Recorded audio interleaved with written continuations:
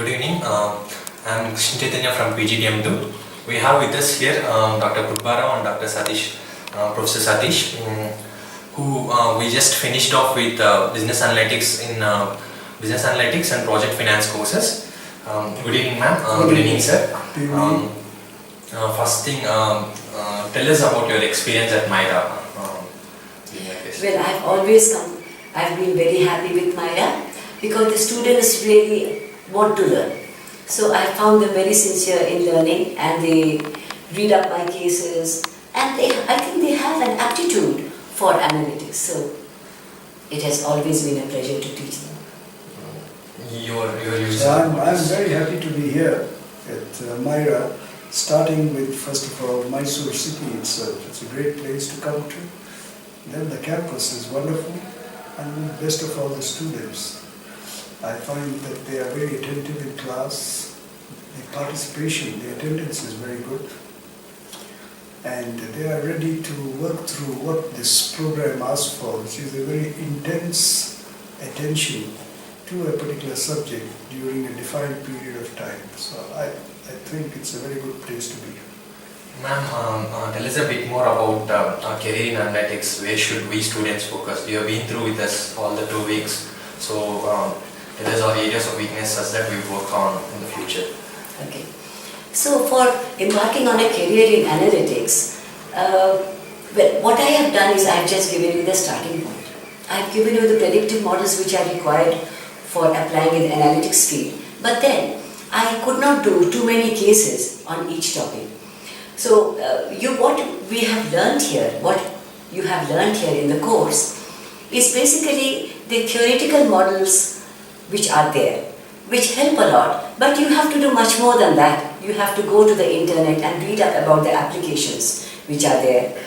And also in real life, if you focus more on the applications, like find out what your friends are doing in the field of analytics, and there are already some famous companies who are operating in India in the field of analytics. So if you try and find out what kind of applications they are doing, that would enhance your learning.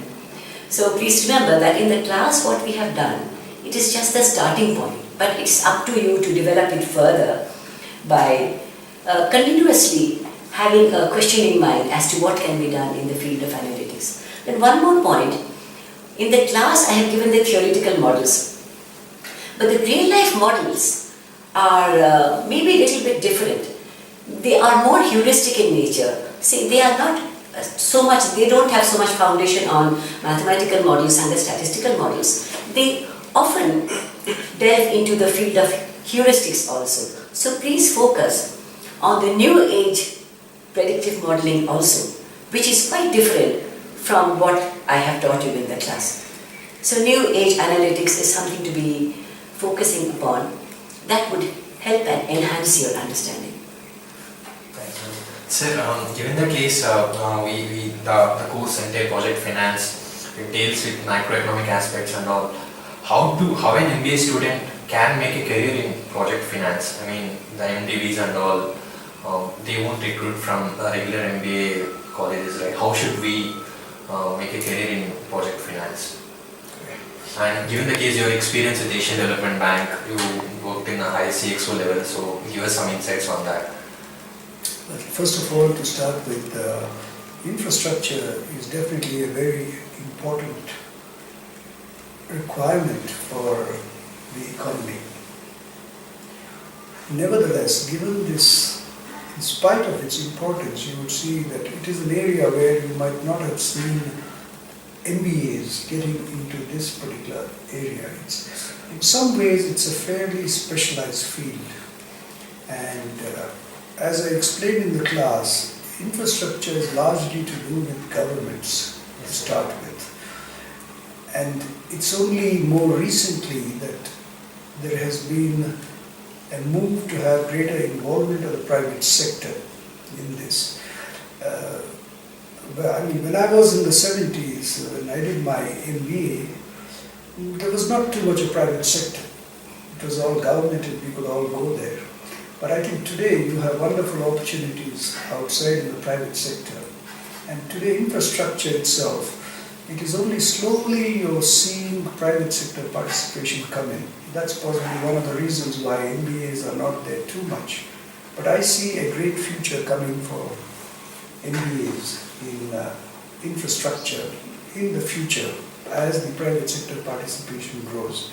Now coming to a career, see, project finance is a fairly specialized field.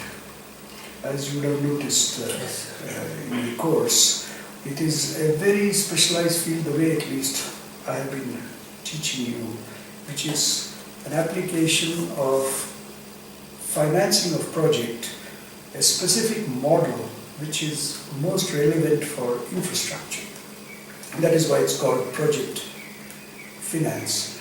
And as I explained, the role that MDBs have played, MDBs, the multilateral development banks, have played a very key role in development of infrastructure.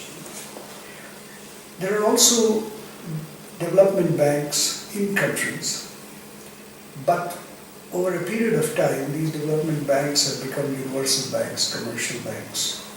And today you do not have too many specialized infrastructure institutions in various countries. But if one has to look for a career starting from the domestic, you would look for example, there are now quite a few private companies which are there, which are in the field of consultants. That is, they have to prepare feasibility reports, they would help you in making an application, negotiating with a bank for a loan, etc. These are consultancy organizations. Then you have engineering companies which actually do the construction or implementation. So those are there. But in terms of finance itself, if you want to do the finance function, you will be looking to join a bank where there is a project finance division.